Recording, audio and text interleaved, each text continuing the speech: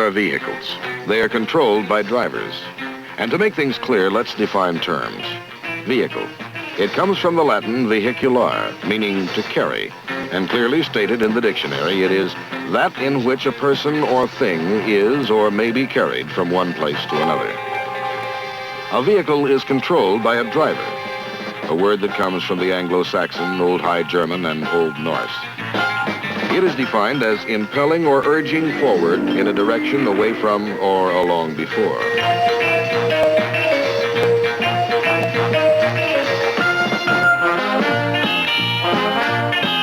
This is a vehicle being impelled by a driver in safety, defined for our purpose as the art of staying alive.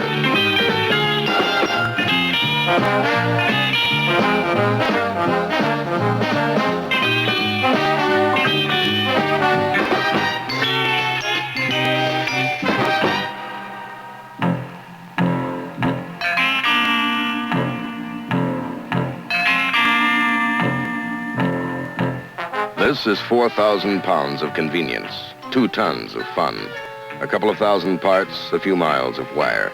It needs care and attention.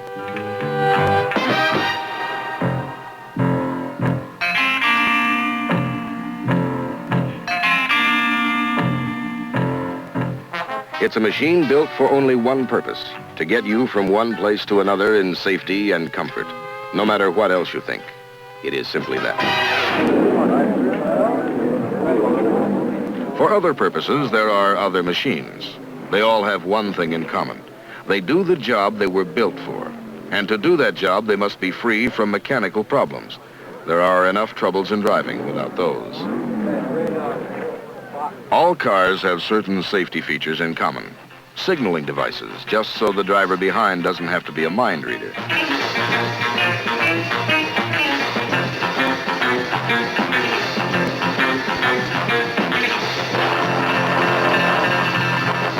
The seatbelt and shoulder harness are fairly recent in pleasure cars, but have been standard in racing cars for many years. The rear view mirror, not to see where you've been, but to see who's behind. First used as a safety device in fighter planes of World War I, so draw your own conclusions.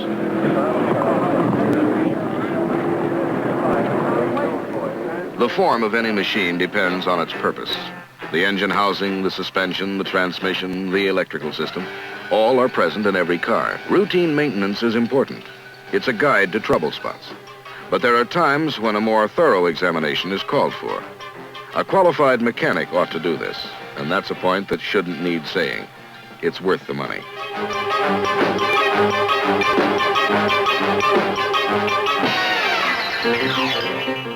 This particular car is called a pleasure car. The term is not open for individual interpretation. It simply means that you should enjoy driving at safe, legal speeds and on public roads. This attitude is not confined to just the pleasure driver. Professionals, those who earn their money driving, must take chances. But their chances are always calculated risks, and they control them as much as possible. Tire inspection is primary in safety, and yet it is done with the knowledge that a properly inflated tire will add to their speed.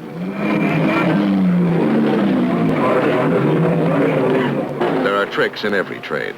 The glamour of one may override the everyday quality of another. There's no argument with that, as long as the two don't become confused. This is controlled civilian driving. This can be pretty wild. So can this, if you decide you're after the world's championship. Obviously, you're in the wrong car and on the wrong track. Your car can't handle like a Formula One.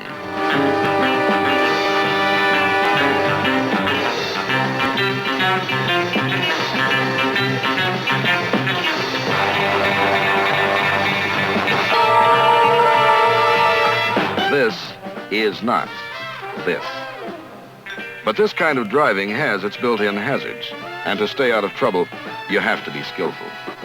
Now, due to the very large differential in time between the fast cars and the slower cars, 7, 8, 10 seconds, I want you, the slower car drivers, be sure you watch your rear view mirror. but you might have a very fast car coming behind you and you'll be blocking him. The blue flag observers will try to help and clear the cars that are slowing you. In general, what we all do when we drive is closely related to what the professional drivers do. They, as we, are bound by regulations designed for a specific type of car on a specific sort of road. They specialize, we generalize. All right, start your car.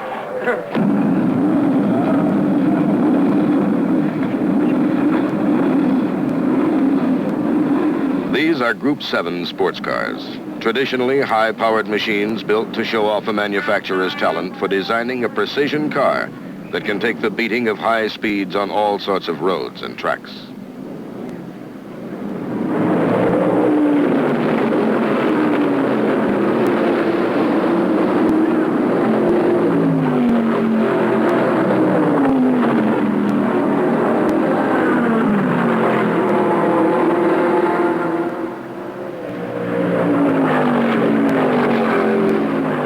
This track has been laid out to present problems to test the driver, who must race at better than 100 miles an hour in each lap. To hold that speed, drivers must have split-second reactions and must know the capabilities of their cars so that any risks they take will be minimized. 1 mile an hour slower around a turn could lose a race, but 1 mile an hour faster will spin the car off the track. This is called judgment.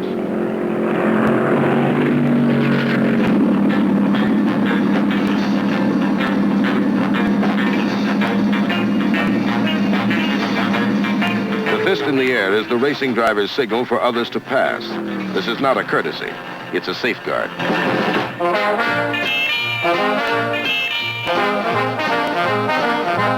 Our signals for turns, for passing, come from the same manner of thinking. Signals are signs of intent, and sometimes signals of warning.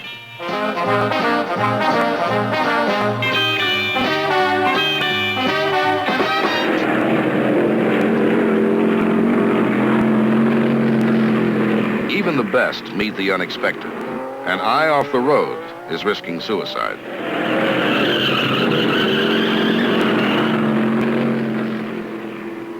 The warning flag informs the rest of the cars that there's trouble ahead. What might have been a disaster is flagged into an incident. A signal mutually agreed upon has been seen and has been obeyed. The driver's progress is logged in the pit. He's signaled to slow down or speed up.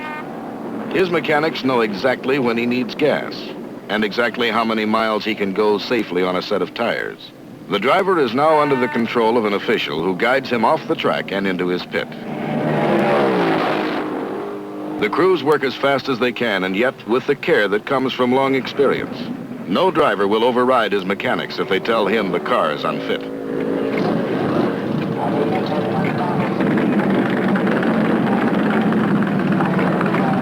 The same safety procedures are followed when re-entering the track and into the flow of traffic.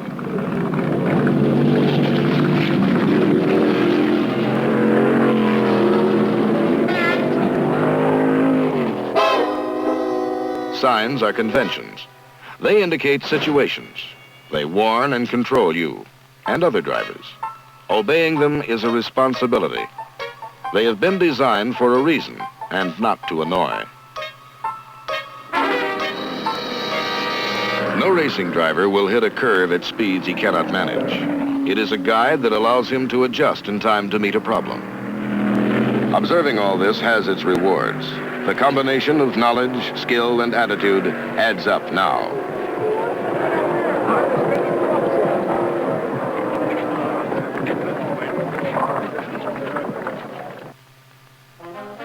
Knowledge, skill, and attitude are not only for the races. A car can be many things it wasn't built to be. It can be a lethal weapon, or a way to get things out of your system. It's kicks, it's hairy, or it's a way of showing people who you are. You've heard this before. You'll probably hear it again. If that's what a car is to you, get out of it. If you want to race, if you feel the need for speed, or if you have to beat someone, or try to win something, get off the road and get onto a controlled track where there are rules and regulations to control the urge. where the machines and the roadway are designed for those purposes. All you need is a couple of $100 and a lot of mechanical skill. For a couple of $100,000, you can hit the Grand Prix circuit and get your name in the papers. But while we're using the public highways, we're responsible to others in more ways than the obvious. The machine we use has to be in shape to be used, and that includes checks and adjustments to every system in the car we've been given the privilege to drive. We're all in this together, and there's no sense in driving as though we're not. It takes a lot less time than you'd think, and in the long run, proper maintenance is cheaper than court costs and doctor's bills.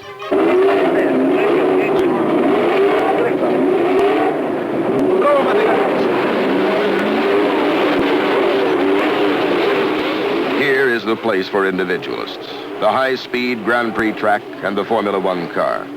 Races like this are unique, the most skillful, the most careful, the best planned, and possibly the most dangerous.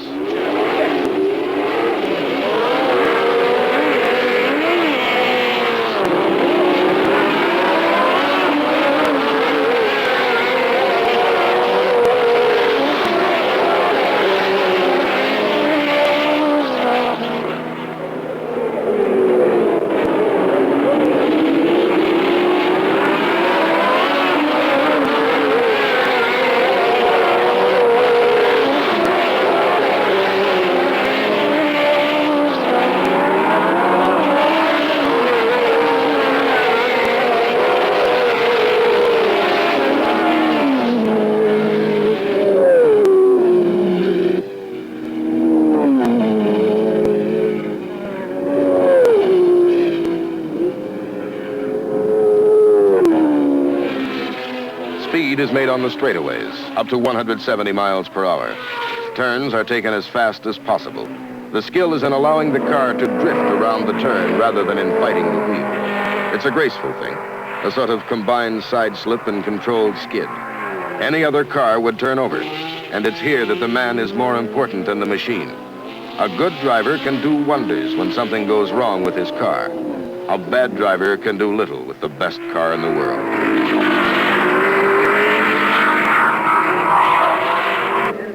It's the driver that makes the difference now. All that's keeping the car from turning over is judgment and experience. The other cars are warned. The race continues around the trouble. A few seconds lost, but alive, with the possibility of making up time on the next few laps.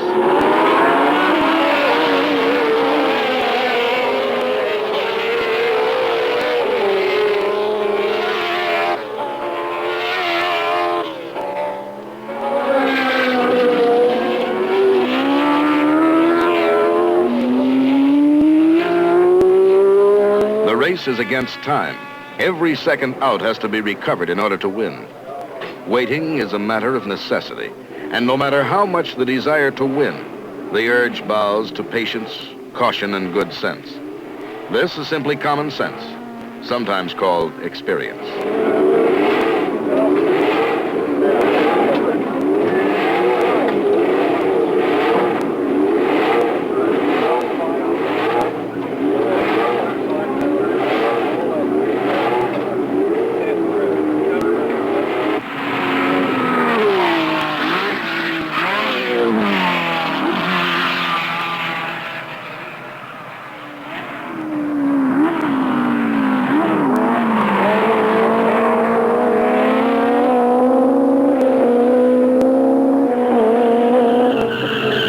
Self-preservation is the better part of valor.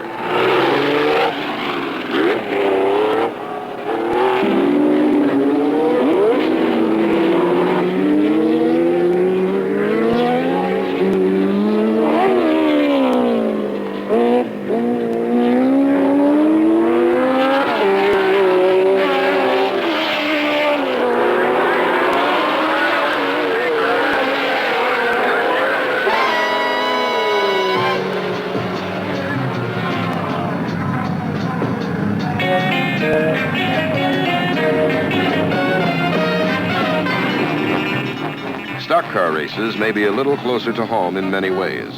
The cars are familiar. from the outside at least. These were regular production models.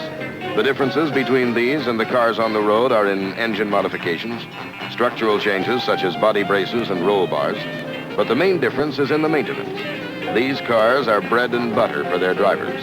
Carelessness can mean injury or even death.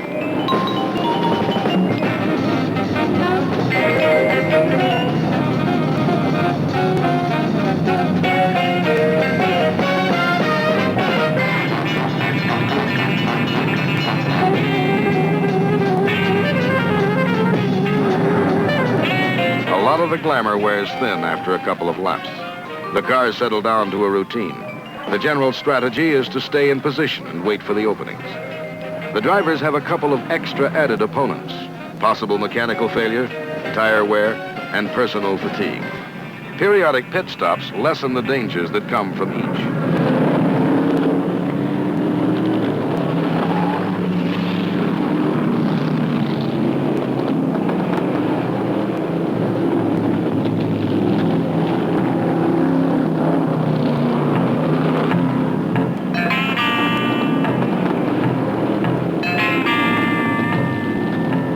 Pit stops serve a number of purposes.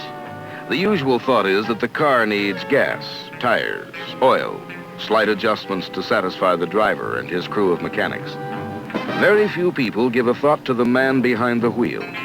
The pit stop becomes a needed pause for refreshment, a moment of rest, a very short period of relative calm.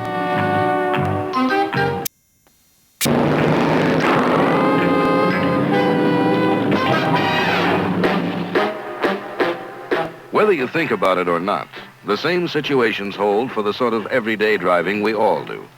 Servicing the car is a moment of rest and a change of routine. It's necessary for the driver as well as the car.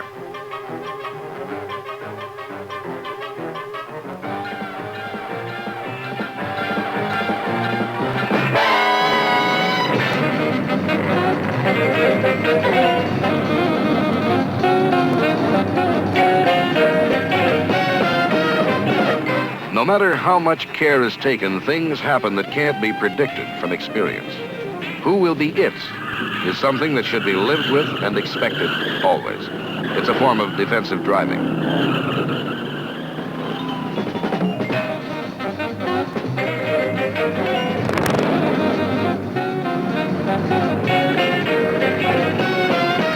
The world of competition racing is prepared for anything that happens. The cement will cover the oil slick. It will force drivers to slow down. The warning lights have already told them that something has happened. The comparisons are easy to make. From what we see, we know what must be ahead, and knowing that, we can prepare. It really proves very little about what sort of drivers we are if we race through these signs and hazards. The mark of a good driver is the constant awareness that he's putting his life and the lives of others on the line. Driving like a fool doesn't mark anyone as brave, but simply marks him as a fool. There's no legal definition for that kind of a driver, only legal consequences. That sort of game is hardly worth the prize that comes with it.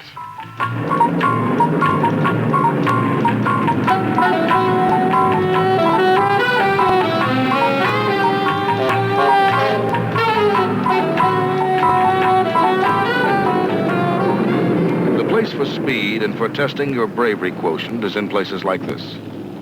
What it all boils down to is what's right in one place is wrong in another. 4 wheels and an engine on a race circuit do not equal 4 wheels and an engine on a highway. That's why racetracks were invented.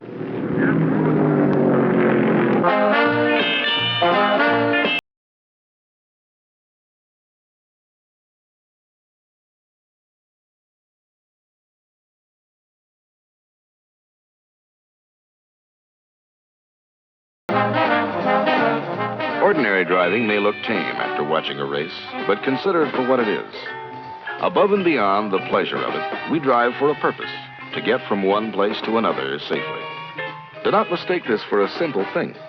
No one has yet been able to devise a computer that can do all the things a driver must do when he drives. The constant adjustments of speed and direction, the judgments that must be made in passing. in compensating for sun and shadow, in watching the instruments and the speedometer, in holding the car steady against crosswinds or road bumps. All this takes a great deal of skill. And what seems easy enough is really a high-level set of split-second adjustments to a constantly changing set of circumstances. Experience is a great teacher.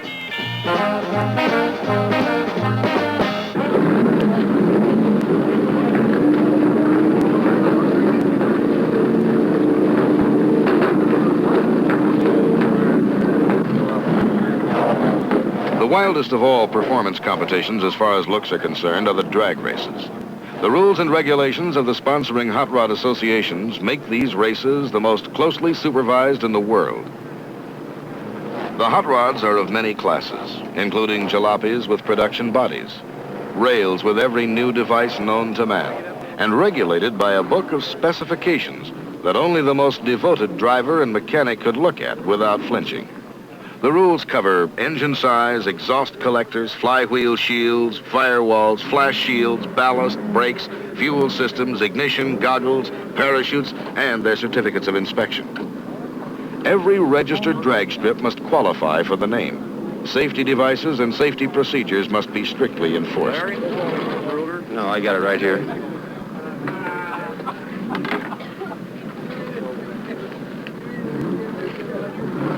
Steering linkage. Okay. Can you operate the throttle, please? Firewall. See any holes in it? In the front suspension, it's okay.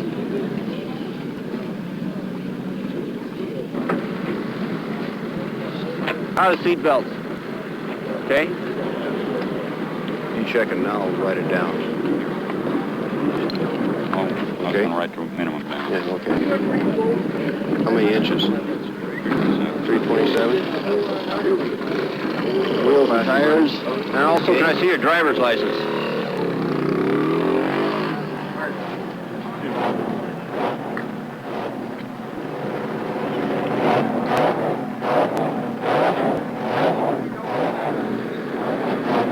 What does he wear for a fire suit? Or... The suits, helmets, and gloves are compulsory, heat-resistant, and flame-proof. Fire is always a possibility from these.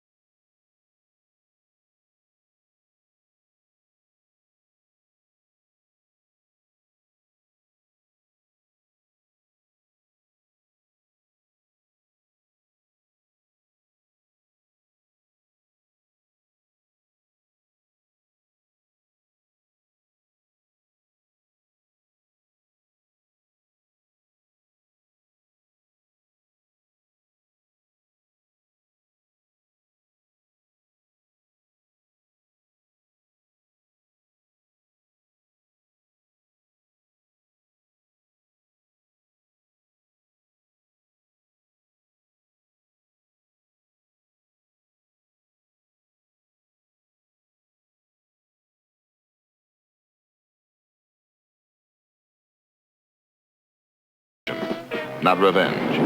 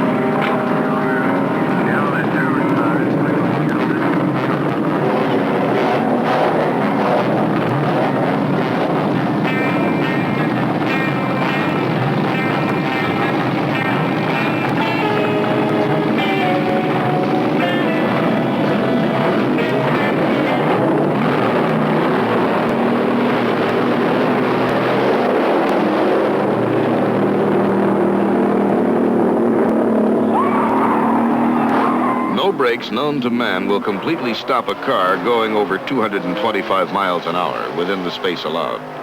Parachutes are the safest and surest device. They give the driver the control he needs and the assurance he wants. You don't have a chute in your car. There are lots of ways of doing things. Human ingenuity thrives on possibilities. Variety makes the world of wheels go around. It becomes obvious that there is reason and purpose behind the rules. Some cars race, some cars go to market. One purpose cannot satisfy two reasons. You can make a mess out of a car, and the moral to all this is, have fun, be careful, use your head. Those are three ideas that come from three simple considerations: attitude, knowledge, and skill. Attitude is the way you approach the matter of driving.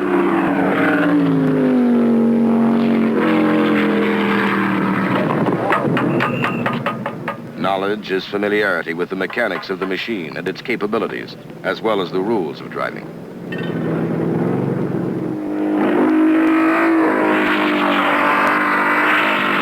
Skill is the way you handle the car and yourself. Nothing could be simpler. Nothing is harder than knowing you are in charge.